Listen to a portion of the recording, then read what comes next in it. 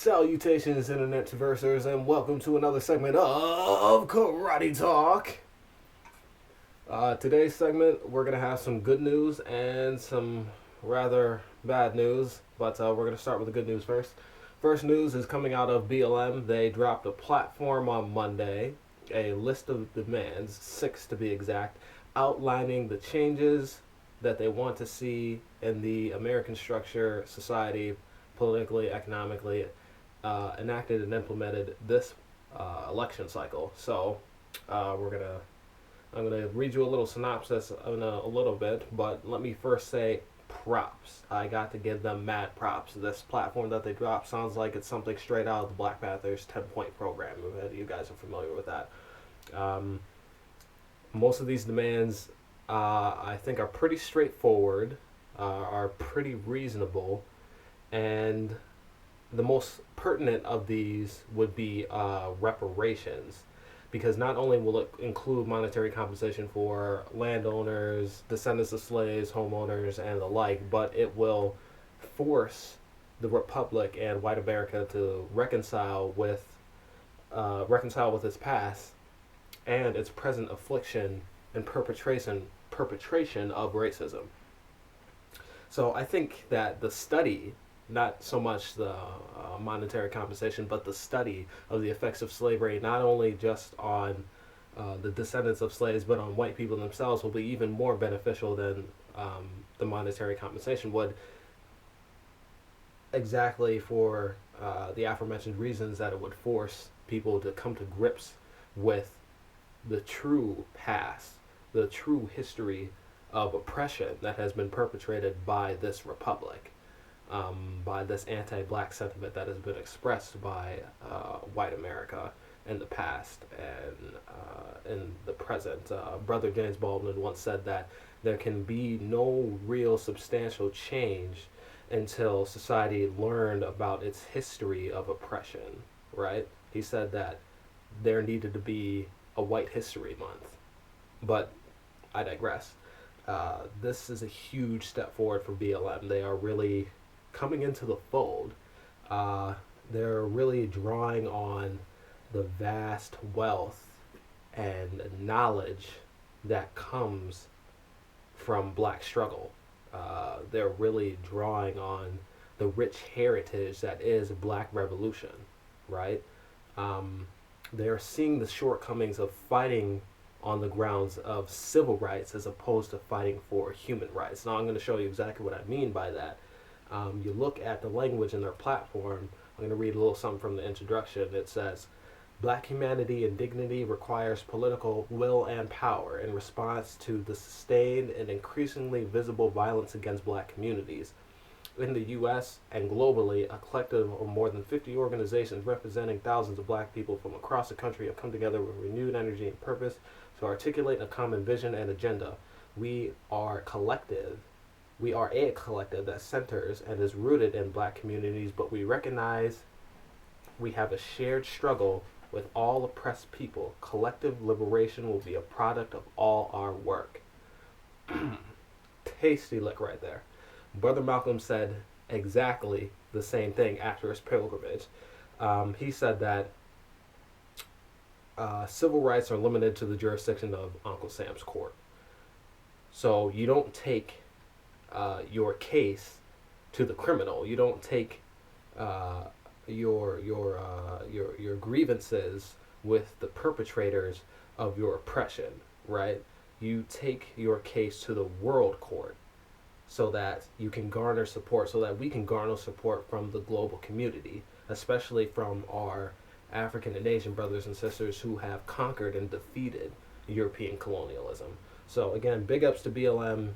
Keep doing your thing, keep progressing, keep evolving, keep fighting the good fight. One love. Next is a story about the VRA. And the suppression of it. I'm going to read an article written by Slate. Let me pull it up right quick. And this article is entitled, "Why Will the Court Ever Revisit Shelby County?" that decision, which in 2013, when the Supreme Court decided to gut the VRA because they didn't see any feasible reason as to why there would be any discrimination in the voting process at all. That wasn't a stupid decision, but let me read the article. Friday was a great day for voting rights. In fact, it was probably the best day voting rights advocates have seen since 2013 when the Supreme Court gutted the Voting Rights Act. First, the federal appeals court struck down North Carolina's voting law, seen by many as the most regressive in the nation, finding that Republican lawmakers intentionally discriminated against black voters in drafting the bill. Hours later, a federal court told Kansas it couldn't stop people from voting in state and local elections this fall simply because they failed to show proof of citizenship when they registered. Not long after a federal judge ruled unconstitutional a range of strict voting rules imposed in Wisconsin. Along with other recent decisions against voter ID laws in Texas and Wisconsin, Friday's ruling suggests new assertiveness by the courts in fighting off the most egregious state-level barriers to the polls. Even the High Court, though unlikely to overturn its disastrous 2013 ruling in the Shelby County versus Holder anytime soon, even with a fifth liberal member potentially on the court after this election, is poised to join the wave by issuing a ruling significantly strengthening voter rights before too long. So that's just a little bit of it. They go on to say that North Carolina in particular was found to have targeted African Americans with almost surgical precision. But there's no such thing as structural racism or institutional racism anymore. No, that's just a thing of the past. It's not an issue. All that BS that the right likes to kick. This is just the tip of the iceberg. Like I said, like the article said, it's good to see that the Supreme Court, that courts are being a little bit more assertive in making sure that people's democratic rights are not violated. But the fact that they have to draft these kind of laws and the fact that they have to keep checking up on these states is a testament to the inequality in the structure. It just validates what a lot of people feel is a rigged system, is a system that does not favor or represent regular, normal constituents like me and you. And like I said, this is just the tip of the iceberg. Actually, I've got an article right here that says in Sparta, Georgia, I think it is, the relations between community and police is strained, to say the least. So, the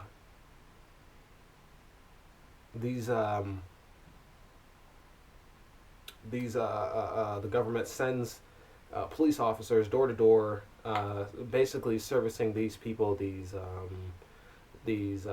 slips that they need to fill out and say, oh, this is the proof of where I live. This is where I live right here. This is actually my residency. I do live here, so I am entitled to cast a ballot. Now, the ridiculousness in that is that you need to look up the person's name in the first place to find out where they live, and then you can go service them this piece of paper for them to prove their residency. It's just a means to discourage people from going out and casting their ballot when you got a cop showing up at your door saying that you need to prove where you live. Like, how else did you find where I live, guy? Like, really? It's absolutely ridiculous. It's criminal in my opinion. It's fear mongering. It's meant to dilute the black vote. That's all that these fear tactics, are used for. And yet they want to tell us that this is an age of progression. That, like I said, racism is a thing of the past. You're just complaining. You're just whining. Oh, suck it up. Get a job. Some other bullshit. It's how the system was designed, intended to operate and function. It's just a more subtle means of oppressing black people.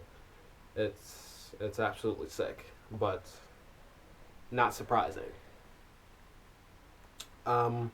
Next, Baton Rouge City Council denies a request that police hires need to live in Baton Rouge. Their reasoning for this is that it's too expensive to live in Baton Rouge, so they're not going to have as many recruits as they would outside of the Baton Rouge area.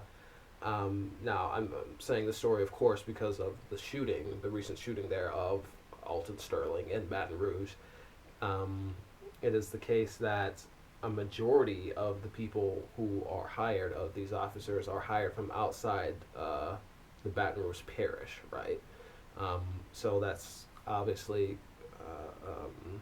becomes a problem when you're talking about community policing. You want your police departments to be representative of the communities of which they're serving, and you would think that it would make these officers less likely to use deadly force or to mistreat or use an unwarranted amount of force against people that they may know or familiar with in the community. That's just where that logic goes, and the police department, the police union, and some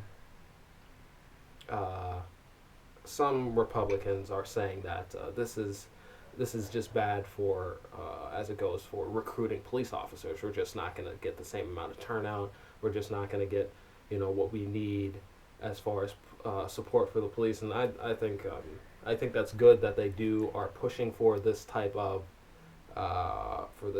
for this type of hiring process, or this type of stipulation to be implemented in the hiring process.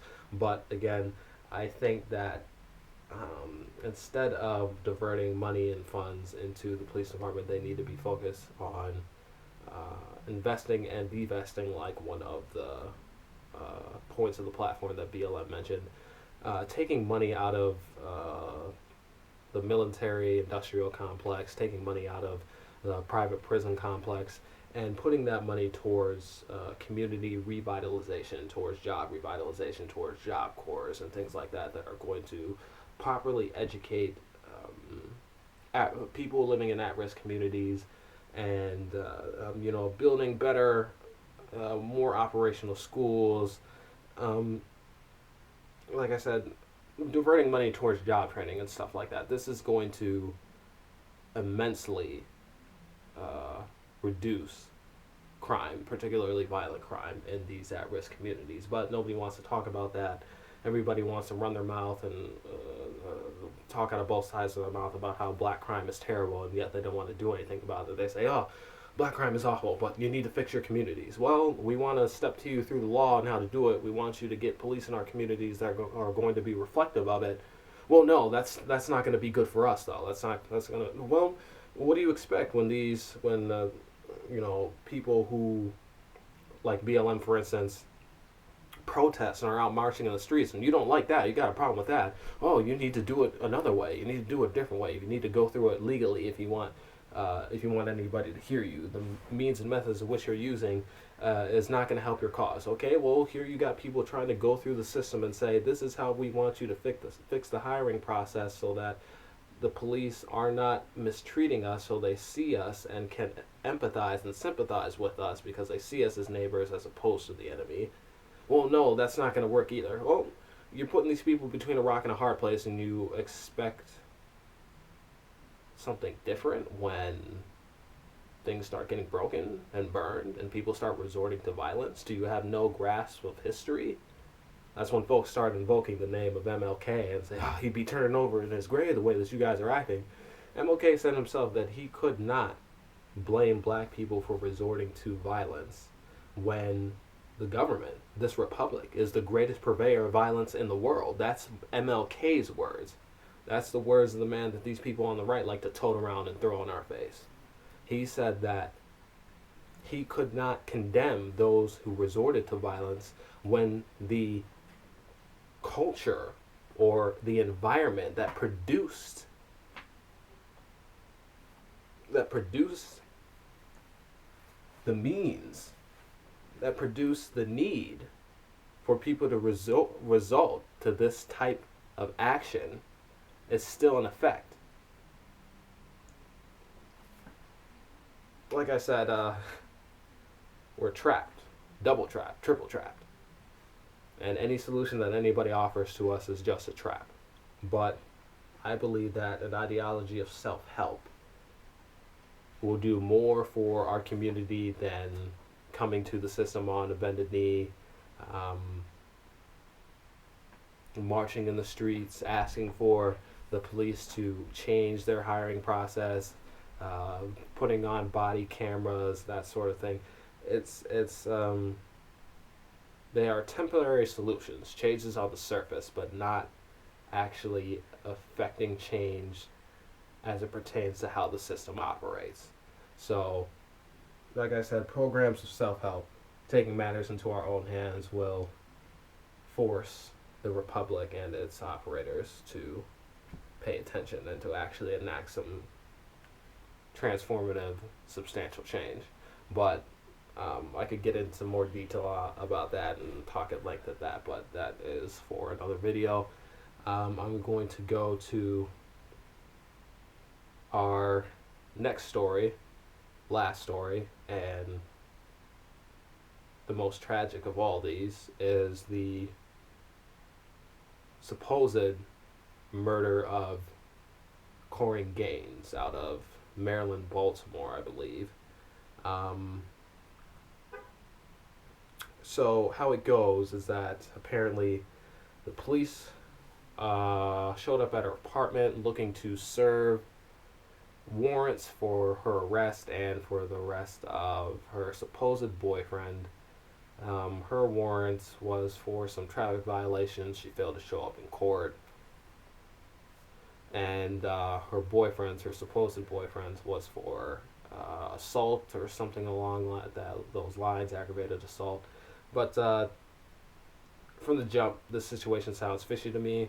And somebody correct me if I'm wrong about this, but this seems like a violation of their Fourth Amendment rights. Why are you showing up to their house to serve some warrants when there needs to be probable cause? There needs to be probable cause you need to have some evidence of there being wrongdoing committed in order for you to actively pursue somebody, right?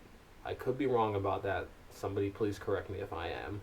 But this just seems like a setup to me. Apparently this sister, Korryn, had been known for recording altercations with the police in the surrounding area, and she was well known for that.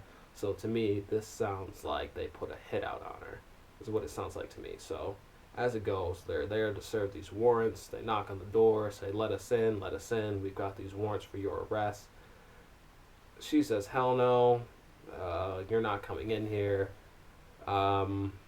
They try and open the door. It's chained from the inside. They can see her sitting there. She's like, get the hell out. I don't want anything to do with you. This is hyperbole, but to those lines, this is what she's saying. Her supposed boyfriend dips out. He's like, I got a warrant for my arrest. I can't be messing around with these cops. I'm out of here. So he leaves. He brings an infant with him. Korryn is there with her son. Her supposed boyfriend apparently says, let me take the boy with me. The boy says, no, I want to stay here with my mom, so he ends up staying there. Police are still there saying, let us in. She refuses, so they go and get a key to unlock the door, but the door gets kicked in. So the police force their way in. They see her sitting there on the floor with her son in one hand and a shotgun in the other.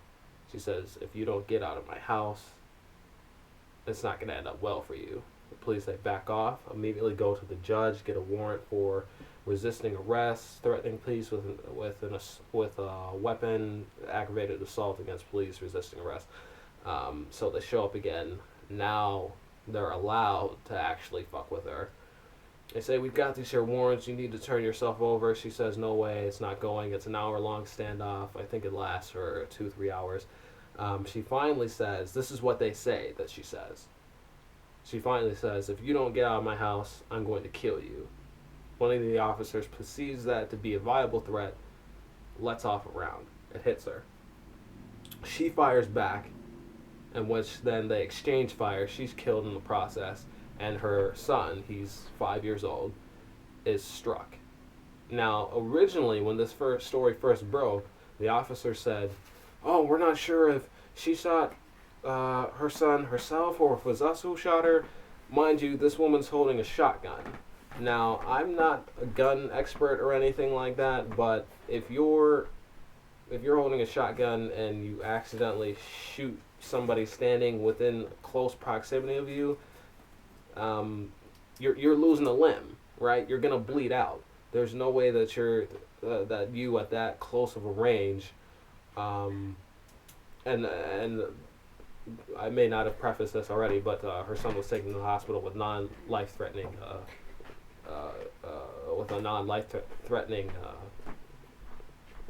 injury. So, if he truly was shot by a shotgun, that's a wrap for him. That's it. So right away from the jump, they started lying. They tried to set the narrative, try to play it off like she used her son as a human shield and stuff like that. And I read a couple comments of the few articles that I wrote pertaining to the story, and I was seeing there was a lot of yahoos saying the exact same stupid shit. Oh, well, this woman was sick. She was a nut job. She used her son as a bulletproof shield. Oh, the cops are completely right in this. No, this just shows right away from the jump that they are not willing to be truthful about the incident and trying to control the narrative, obviously, and paint the picture of police having no other choice but to execute this woman. So it's an interesting story, a tragic story to say the least. There is a video of the boy, the son, saying that the police shot him on purpose and that his mom never said, "I'm going to kill you." Instead, she said, "You need to get out of here." And this is by the son's word. So I think I'm going to take his word for it over the Baltimore police, who have been known to lie and who have been charged with perjury in instances before. So it's an interesting story. It's a tragic story, and I say interesting because this is an instance where you see a black person being faced by the police who is unafraid and willing to fight for their life and willing to lay their life down to protect their son and their rights. And I think that is very admirable. It's terrible how the situation ended, but Korryn Gaines, rest in power. You're my hero. You are Angela Davis, Malcolm X incarnate. What you did is freaking kick ass.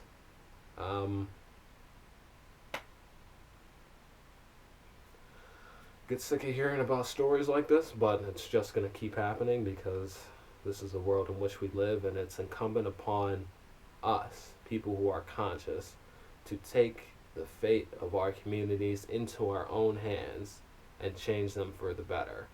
It's up to us to re-educate the community and to show them the way in which that they should go. It's time for us to embrace our rich, very rich heritage and revolutionary struggle. We come from greatness, so we should start acting like it.